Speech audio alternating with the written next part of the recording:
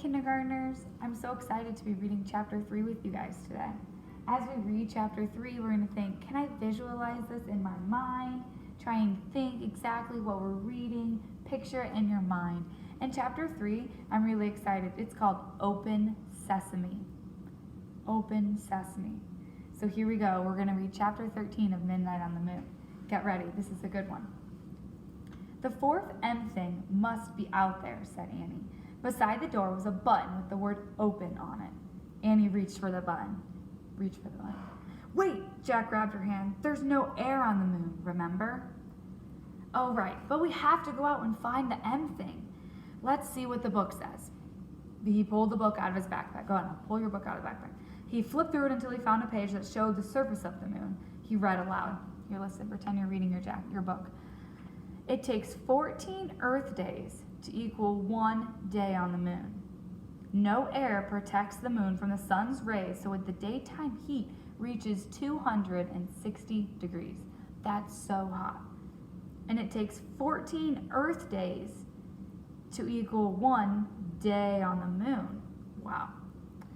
Jack looked at Annie. I told you our blood would boil if we went out there. He said, yuck, she said.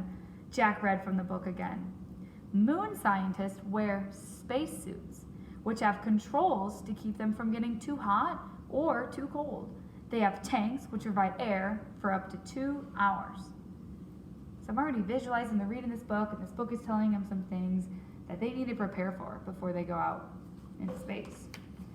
Where do we get spacesuits? Asked Annie. She looked around and then trotted back down the hall. Maybe there? Jack was studying his map. Let's try the spacesuit storeroom. Sounds like where you get spacesuits, right? The spacesuit storeroom.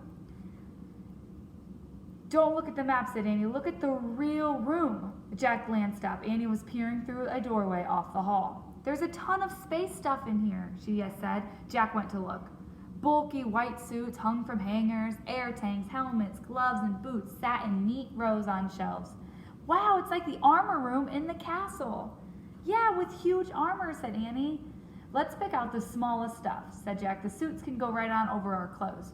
So they give us a lot of details right there. I'm just thinking, I'm going to try and visualize this. They gave us so many details. Bulky white suits hung from hangers. So I'm picturing them. They're looking in a room. There's white astronaut suits hanging on the hangers. Helmets, gloves, boots, they're all in the room. And Jack and Annie walk in and they're like, we can take some of this. Let's keep reading. Annie found the smallest white suit, and Jack found the next smallest. They stepped into them. Then Annie locked Jack's air tank into place. Thanks, he said, and he did the same for Annie. Thanks, she said. Gloves, said Jack. He and Annie put on white gloves. Boots, said Annie. They each pulled on a big pair of boots. Okay, so let's step into our spacesuit. Go ahead, pretend to step in your spacesuit. Put your gloves on, your big old white gloves. Click your helmet in. Click your air tank in. This is pretty cool. Put on their big boots, reach for your boots. Helmets, they put their helmet on. Wow, they're all pretty light, he said. I thought they'd be like the Knights' helmets. So I'm thinking, the Knights' helmets were really heavy. And seems like their astronaut suits are comfortable, very lightweight. Let's keep reading. Oh, there's a picture. I'll show you guys the picture. Jack and Annie put the helmets on. They looked into each other's place. I can't move my head right or left, said Annie. Well, me neither, said Jack. Let's try walking. Jack and Annie moved clumsily around the room. Jack felt like a fat snowman. That's funny, he's telling us how he felt, like a fat snowman. Close your visor, said Annie. They both closed their see-through visors. Cool air filled Jack's helmet. I can breathe. She said, I can breathe, Annie yelled. Her voice boomed in Jack's ears. Oh, talk quietly, Jack said. We have two-way radios inside our helmets. Sorry, whispered Annie. Let's think. We were learning last week when we were background building about how astronauts, how do they communicate? And we were thinking, I remember we were thinking, how are Jack and Annie going to talk to each other if they have these big helmets on? They have a two-way radio system. That means someone has a walkie-talkie or a radio, Annie has the other one, and they can talk to each other. That's so cool. I'll show you this picture before I finish the page. Look at that room, Jack and Annie helping each other out. They got to help each other put on the suits. Jack put the moon book back in his backpack. Then he slung the pack over his shoulder. Okay, he said, remember, we only have 2 hours of air in our tanks. So, we need to find the fourth M thing really fast. I hope we can find it, said Annie.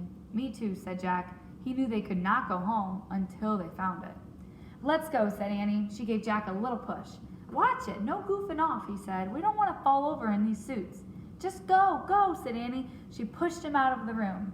They walked back to the airlock. Ready, said Annie. Open sesame. She pressed the open button. A door slowly slid closed behind them. So a door slid closed, and the door opened right in front of them.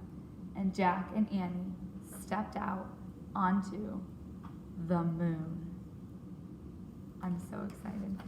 I hope you guys were visualizing that in your mind, and I hope you really enjoyed chapter 3. I'm excited to read chapter 4 for you guys. See you in the next video.